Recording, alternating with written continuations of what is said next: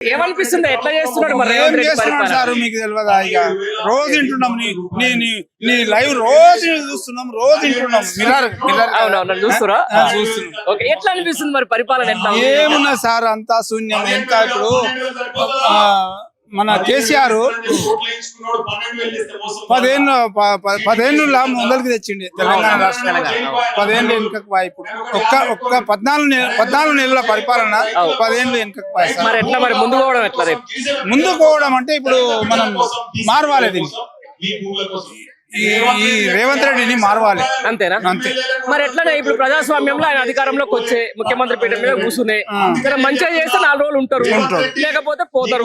మరి జనం చెప్తా ఇంతమంది జనాలు అడుగుతున్నారు, మేము పోతూనే ఉంటుంది, మేము అడుగుతూనే ఉంటుంది, జనాలు చెప్తారంటే మరి ఆయనకు అర్థమైతే లేకుండా అర్థమైతలేదేమో సార్. మరి ఏం చేస్తాం మనం? ఎందుకు అంటే ఇప్పుడు ఆయనకు ఇంటెలిజెంట్ రిపోర్ట్ పోతలేనట్టు. మా ఏరియా సైడ్ మంచిగా ఉంటాయి రోడ్లు. నేను హైదరాబాద్ నుంచి ఇక్కడికి రావాలంటే 3 గంటలు పట్టింది. మరి ముఖ్యమంత్రి ప్రాతినిధ్యం వహించే ఇట్లా ఉంది. జనాలు అంతే తప్పలేదు. మార్పు ఏమి లేదు. 10 ఏళ్ళు అయితే ఇంకా పోయినాం మేము. అంతేనా? మళ్ళా వస్తాడు టైం టు టైం. ఆయన ఏం చేస్తున్నాడో మాకు తెలియదు. కేసీఆర్ గవర్నమెంట్ లా టైం టు టైం నాట్లేసే ముందల పడేది రైతు బంధు పడేదే కదా, మీకు కూడా తెలుసు. ఇదే గ్రౌండ్ అన్నాడుగా. మరి టకీ అని వచ్చిందా మరి మీకు? టకీ లేదు, పికీ లేదు, యాది లేదు. అంతేనా? సరే పెద్ద మనిషి. మీ పేరు ఏం పేరమ్మా? ఇక్కడ లోకలేనా? రొస్తంపల్లి. మరి ఏంది అంటారుగా పాలిచ్చే దులపో ఆవు రోజులు పెట్టి తనే దులపోతుంది తెచ్చుకున్నట్టు అయింది పరిస్థితి. వాళ్ళు అంటున్నారు కదా నిజం అవుతుందని మీకు అర్థమవుతుందా? ఖచ్చితంగా. ఇప్పుడు జనాలు ఏమనుకుంటారంటే నిజాన్ని చూసి ఇంకోటి జర ప్రలభాలు వలుకుతుంటే ఏంది ఎంత పొడుగుంటది అని చెప్పి మభ్య పెట్టినట్టు దూకిరు. 3 రోజులు పట్టలే వాళ్ళకి అర్థం కానీకి. 3 రోజులు. అవును, 3 రోజుల్లో అరే ఉన్నోన్ని పాలిచ్చే భార్యని ఇచ్చిపెట్టి ఏదో 3 గంటం కదా మనం దాని వెనుక పోయినట్టు అయిపోయింది పరిస్థితి. పోయినాం. ఏం చేద్దాము? ఇంకోటి ఇప్పుడు ఏం చేద్దామంటే మా చేతుల్లో లేదు. ఎట్లా చేద్దామని ఆలోచన చేస్తున్నాం. ఒకవేళ అదృష్టానికి రేపు ఆ 10 మంది ఎమ్మెల్యేల మీద కూడా అనార్హత వేటు పడితే ఉప ఎన్నికలు ఇమ్మడి వస్తే బాగుండే అని చెప్పి అందరూ లోపల ఉన్నారు. ఓపెన్గా పూరా ఏమైందంటే ఎందుకు ఇంత పైగా సాఫీగా 10 ఏళ్ల పాటు రైతు బంధులు పడ్డాయి, 10 ఏళ్ల పాటు రైతు బీమాలు పడ్డాయి, 10 ఏళ్ల పాటు కళ్యాణ లక్ష్మిలు వచ్చినాయి. ఇప్పుడు ఎందుకు ఆగిపోతున్నాయి అంటే ఏం చెప్తారు?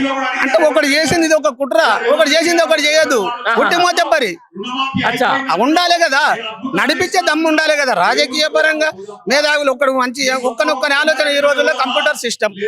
ఒకరికున్న మైండ్ ఒకరికి లేదా. ఇది ఏం అది మంచిగా చెడు ఆలోచన లేదా ఆయనకు. నేనేం చెయ్యాలి అనే ఆలోచన ఏం చేయాలని కూడా ఆయనకు అర్థమైతలేదు. అసలు ఏం చేయాలి కూడా అర్థమైతలేదు. మరి ఏం చేయాలని అర్థం కాదు. సీఎం అండి ఏం చేయాలి? అయ్యండు పుట్టుకున్నా మరి ఎలా చేద్దాం? అయ్యిండు. చాలా ఘోరం ఇది పరిస్థితి. ఇట్లాంటి పాలన ఇంచుమించు మేము 30 సంవత్సరాల నుంచి చూస్తున్నా గానీ ఇట్లాంటి పాలన ఏ సీఎం నడిపియలేదు. తిట్లు కూడా తిట్టలేదు, వాళ్ళు పడలేదు. సరే అంటే మామూలుగా ఎండ్ ఆఫ్ ద డే ఏంది ఈ పరిపాలన కొనసాగుతుందా? ఒక స్థాయికి వచ్చింది. కొనసాగడానికి అయితే నాకైతే 99% నమ్మకం లేదు. ఏమో ఈ 2-3 నెలలు ఏం జరుగుతుందో కూడా తెలియదు. అంతేనా? అంతే. ఏదైనా జరగచ్చు. 100% జరగచ్చు. 100% జరగచ్చు. ఎవరికి ఓపిక లేదు. అవి ఎన్నుకున్న వాళ్ళకి కూడా నమ్మకం లేదు. వాళ్ళు వచ్చి ఏం చెప్పుకున్నా కూడా వాళ్ళకే అర్థమైతే లేదు కదా ఎన్నుకున్న మంత్రులకు. అందరు ఈయనలేక లేకుంటారు కదా. జర అరే మంచి మాట చెప్పేటోళ్ళు ఉంటారు.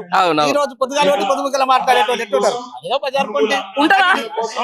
మళ్ళీ గెలుస్తారా ఈ కొడంగల్? మళ్ళా గెలిచే మాట నాన్న ఇప్పుడు ఉన్నామా నువ్వు? ఉన్న ఈ 3 ఏళ్ళు ఉండడానికి కష్టం అంటే మళ్ళీ గెలిచేది ఎట్ల నుంచి వస్తా? అంతేనా? ఉన్నన్ని రోజులు లేదు. 3 నెలలు ఏం జరుగుతుంది కూడా నాకు తెలియదు. అంతేనా? అంతే. 100% ఇది